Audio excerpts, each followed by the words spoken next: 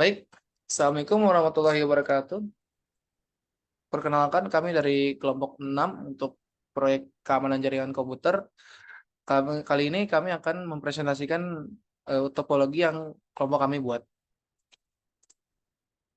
Sebelumnya, perkenalkan 6 anggota dari kelompok kami. Yang pertama ada Angga Ibn Ezir dengan NIM J0304211097. Ada Deo Mul Habibah dengan NIM J0304211055. Ada Herlambang Nur Rasyid Ramadhani dengan NIM J0304211145. Dan saya Muhammad Alif Nur Satrio dengan NIM J0304211197. Dengan lanjut sebagainya ada Muhammad Hafiz Maulidan dengan NIM J0304211157. Lalu ada Muhammad Karim Bahtiar dengan NIM J0304211087. Lalu terakhir ada Tiara Safitra dengan NIM J0304211078. Next. Selanjutnya untuk topologi, angka topologi sudah terlihat seperti ini ya. Dan juga sudah saya display topologinya seperti ini. Oke. Next. Oke, yang pertama itu ada NAT. NAT atau Network Address Translation adalah teknik yang digunakan jaringan komputer untuk mengubah alamat IP pada paket yang melewati router atau firewall-nya itu sendiri. Tujuan utama NAT adalah mengkonversi alamat IP ke alamat IP eksternal dan sebaliknya. NAT memungkinkan beberapa perangkat di jaringan lokal menggunakan satu alamat IP publik. Nah, hal ini mengatasi keterbatasan alamat IP publik yang terbatas dan meningkatkan keamanan jaringan itu sendiri dengan menyembunyikan struktur jaringan internal dari internet. Dengan NAT, jaringan lokal dapat berbagi satu koneksi internet tanpa perlu alamat IP yang unik pada setiap perangkat. Next. Nah, selanjutnya ini kita menerapkan IP NAT-nya ini atau net address translator-nya itu ada di R1 dan di ASA1. Nah, di R1 ini sebagai berikut konfigannya itu seperti yang kita lihat ada interface 301 IP NAT outside, interface Giga Ethernet 00, IP NAT inside-nya itu tadi, terus IP NAT pool 4.4.4.2, 4.4.4.2, prefix length-nya itu 24, di IP NAT inside source list 1 pool, NAT pool overload. Yang di bawahnya itu ada access list-nya itu sendiri. Lalu di ASA1 object network client public, terus ada NAT client public dynamic interface-nya itu. Jadi di ASA1 ini digunakan NAT untuk mentransaksikan IP client ke R1-nya itu tadi. Oke, next.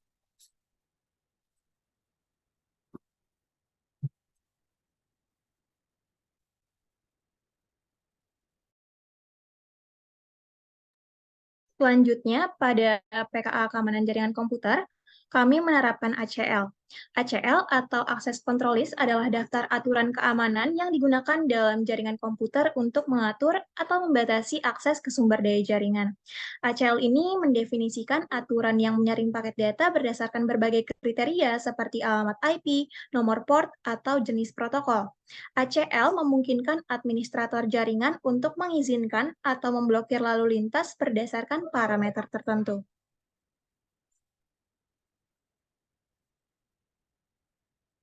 Selanjutnya, berikut merupakan konfigurasi ACL yang diterapkan pada R1, di mana rule yang pertama akan mengizinkan paket IP dari network 4.4.4.0/24 ke network 192.168.10.0/24. Kemudian rule kedua akan menolak paket IP dari network 4.4.4.0/24 ke network 192.168.0.0/16. Kemudian rule ketiga akan menolak menolak paket IP dari network 4.4.4.0/24 ke network 172.16.0.0/24.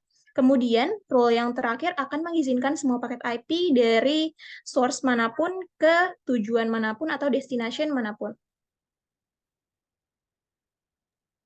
Baik, selanjutnya ada pengertian dari VPN.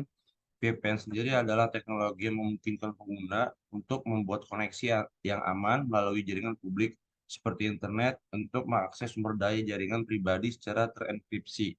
Sumber daya jaringan pribadi secara terenkripsi dengan menggunakan protokol keamanan VPN menciptakan saluran terenkripsi antara perangkat pengguna dan server VPN yang mana menjaga kerahasiaan dan integritas data yang dikirim melalui koneksi tersebut.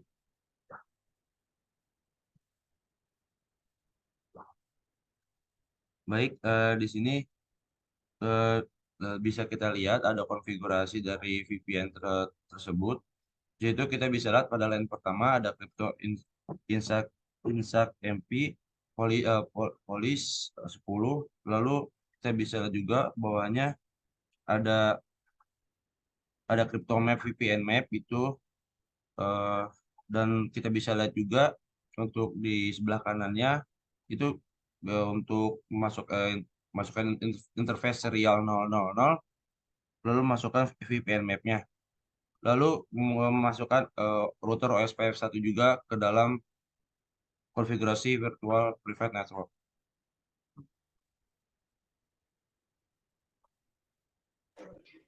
Oke, selanjutnya pengaturan yang kami lakukan pada itu adalah port security.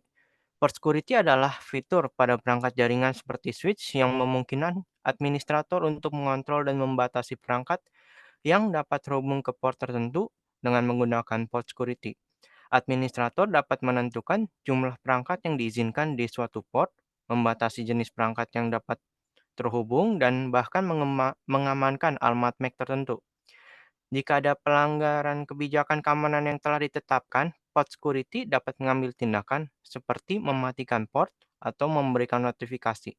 Fitur ini membantu melindungi jaringan dari ancaman keamanan dan memastikan bahwa hanya perangkat yang diotorisasi yang dapat mengakses port jaringan.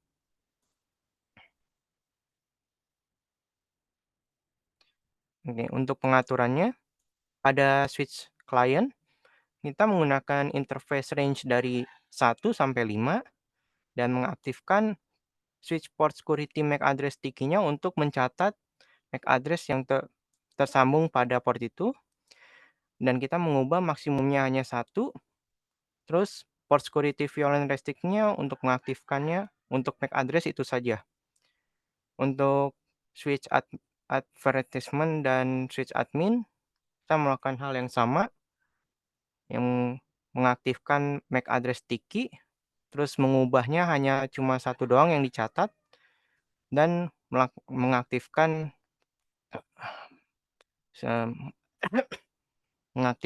dari switch port itu port security-nya. Sama juga dengan switch management menggunakan port 1 sampai 7, mengaktifkan MAC address sticky untuk mencatat MAC address-nya, mengubah maksimum MAC address yang diterima menjadi 1, terus mengaktifkan dari port security itu.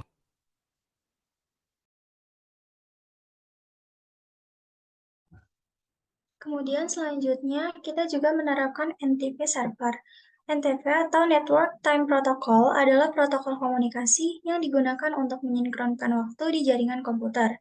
Protokol ini berfungsi mentransfer informasi waktu di antara perangkat dan memperhitungkan latensi jaringan untuk menyelaraskan waktu dengan presisi yang tinggi.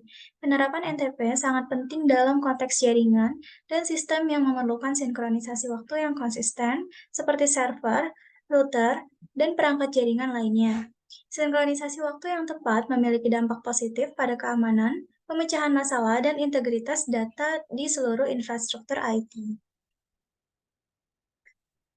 Berikut merupakan konfigurasi NTP server pada R1, di mana pada perangkat R1 dengan perintah NTP server 192.168.10.2 menunjukkan bahwa perangkat tersebut dikonfigurasi untuk menggunakan server NTP dengan alamat IP 192.168.10.2 sebagai sumber waktu. NTP digunakan untuk mensinkronkan waktu di seluruh perangkat dalam jaringan, memastikan bahwa waktu pada perangkat-perangkat tersebut selalu terkoneksi dan sesuai. Nah, hubungan antara konfigurasi NTP ini dengan output konfigurasi jaringan pada server call 6 adalah bahwa server call 6 memiliki alamat IP 192.168.10.2 yang merupakan server NTP yang digunakan oleh perangkat R1. Dengan mengonfigurasi R1 sebagai NTP server dan alamat IP 192.168.10.2, perangkat R1 akan secara teratur memperbarui waktu sistemnya dengan menggunakan sumber waktu yang telah disediakan oleh server Cal6. Dengan cara ini, perangkat R1 akan dapat menjaga konsistensi waktu di seluruh jaringan dan menjadi kritikal terutama dalam konteks komunikasi dan operasi jaringan.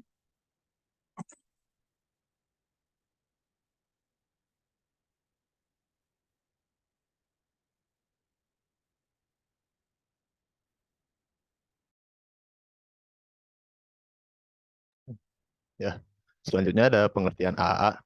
AAA atau Authentication, Authorization, dan Accounting adalah kerangka kerja keamanan yang digunakan dalam sistem jaringan untuk mengontrol akses pengguna dan melacak aktivitas mereka. Autentikasi memverifikasi identitas pengguna, otorisasi menentukan hak akses, dan akuntansi melacak aktivitas setelah autentikasi dan otorisasi dilakukan. Protokol AAA seperti Radius dan TACAX Plus umumnya digunakan untuk menerapkan proses ini.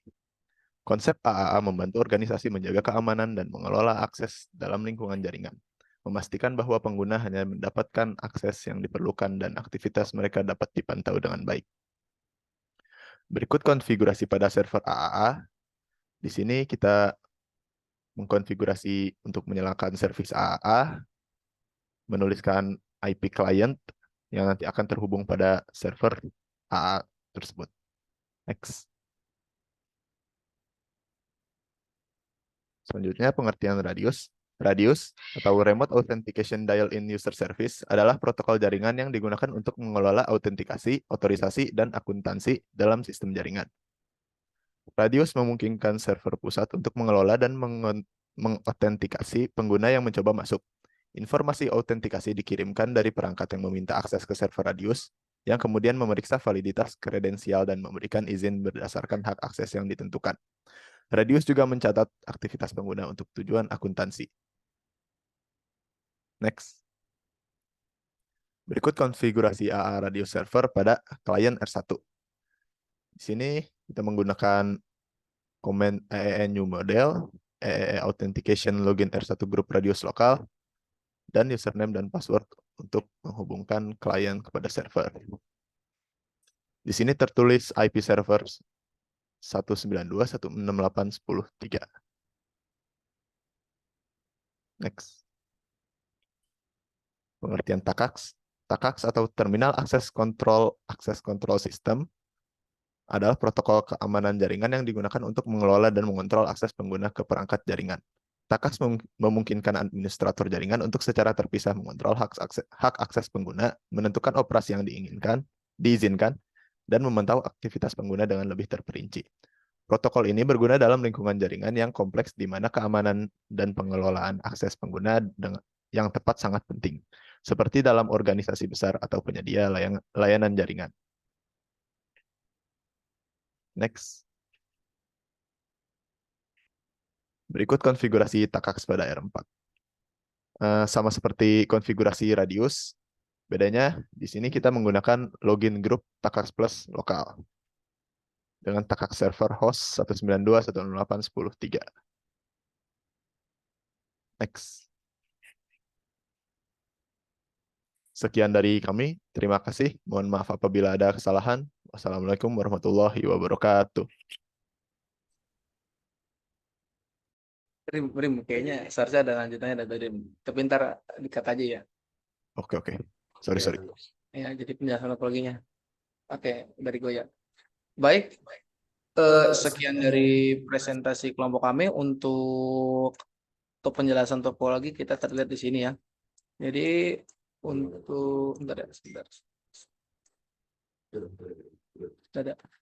Jadi untuk topologi ini, mengapa kami memilih topologi ini? Karena topologi ini untuk implementasi di lapangan dan lain-lain ini bisa berguna ya. Jadi misalnya ada sebuah kantor ini memiliki divisi-divisi yang banyak dan divisi-divisi ini butuh rule, butuh aturan-aturan yang membatasi hubungan koneksi mereka gitu loh. Tapi mereka ini masih bisa connect ke server utamanya gitu loh. Nah, itulah gunanya kita mengadakan VPN dari admin KHR itu biar advertisement itu tidak dapat, atau biar manajemen itu tidak dapat. Jadi misal admin VPN langsung ke AR untuk koneksi langsung secara tunnel tanpa R1 mengetahui, itu untuk alasan keamanan. Lalu misalnya untuk klien ini dilarang untuk mengkoneksi guys, advertisement, admin, manajemen, dan HR cuma bisa koneksi ke server. Biar apa? Agar klien ini tidak bisa mengakses data-data pribadi dari PC-PC manajemen, PC-PC advertisement, PC admin, dan PC HR. Lalu untuk port security, untuk di switch ini, di step switch ini, itu dilakukan agar tidak ada orang yang iseng cabut pasang itu, karena biasanya yang cabut pasang alat itu takutnya itu orang yang tidak dikenal atau orang yang berniat tidak baik, maka digunakan port security, dan hanya admin lah yang bisa mengaktifasi, admin dari IT-nya yang bisa untuk mengaktifasi lagi gitu. Lalu ada AAA ya. Untuk AAA ini kita implementasikan itu karena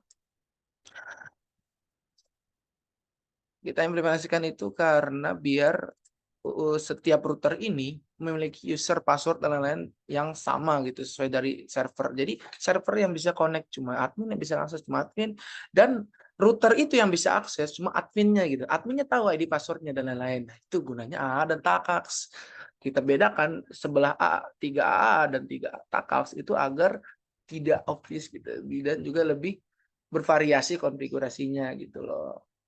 Lalu untuk NAT untuk NAT itu. Jadi di sini ini IP-nya, misal di klien ini IP-nya ini dia punya IP pribadi dari ASA dan ditranslasikan oleh ASA ke IP public ya. Jadi bisa dibilang di sini IP public ya, di antara R2, R4, R3 itu untuk transmisi gitu.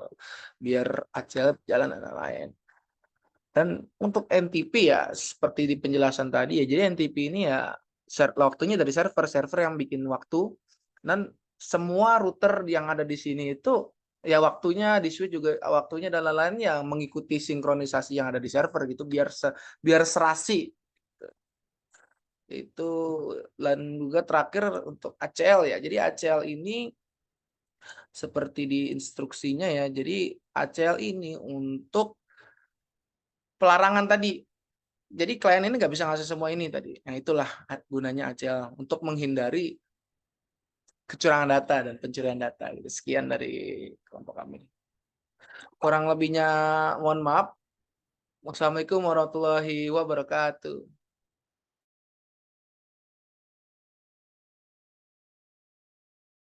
Wah, jangan-jangan lupa record. Waduh.